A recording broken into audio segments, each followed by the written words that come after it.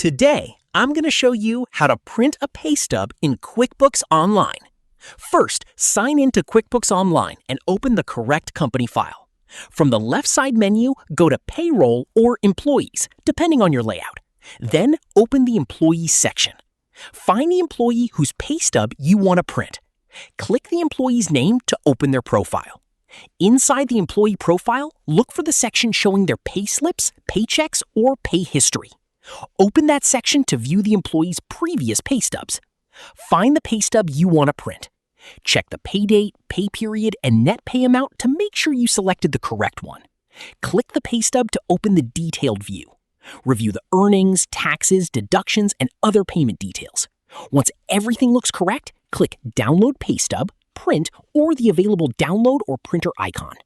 QuickBooks will generate the pay stub as a PDF. Open the PDF if it does not open automatically. Then use the print option in your browser or PDF viewer. Choose your printer and review the page settings. Once everything looks correct, click Print. And that's how to print a pay stub in QuickBooks Online in 2026.